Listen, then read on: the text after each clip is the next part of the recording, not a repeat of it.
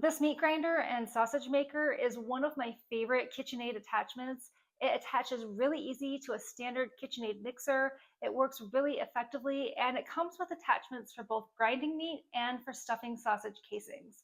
I'll show you exactly how to set it up and how to use it.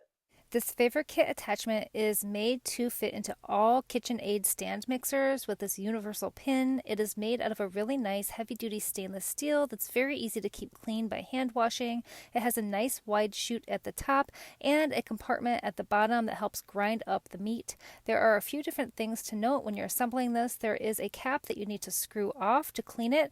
Once you remove that cap on the inside, you'll see that there is this round plate with holes in it. This is the grinding plate, and there are three different options to choose from. I have the medium, but there's also a coarse and a very fine thickness to choose from. I find that the medium one is a nice middle ground. Then there is this blade. Make sure the blades are pointing downward so they're facing the outward direction. And then there is this grinder. You just make sure that you insert that first. It does have the pin on the end. And just assemble in the reverse direction, screw on the cap, and then you are ready to start the assembly process. Just unscrew the thumb screw in the front of your KitchenAid mixer and insert the pin. I find that you need to rotate it back and forth just for a moment until you feel that pin lock in, and then tighten the thumb screw to make sure it's securely in place. Once you have reached this step, you're going to want to put on this plate on the top. This is going to help you feed your meat into the grinder. It's a nice wide stainless steel holder that really does a great job holding large amounts of meat. And they even give you an extra blade, and this round wing nut is for when you're going to stuff sausage, as are these three different sausage stuffing parts. Here I've purchased some flank steak that I want to grind up into hamburger meat or make into sausage, and I've just cut it into really large chunks about the size of the feeder tube.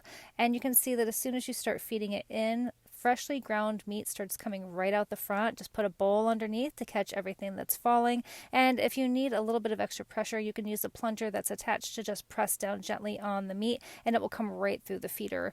But I was really pleased with how quickly and efficiently this worked. It doesn't run too loud, and it was easy to clean. I just used the included brush and a hand wash with soap and water. And now I'm going to try stuffing some sausage. So instead of that grinding plate, I'm going to insert this wing nut and this tube.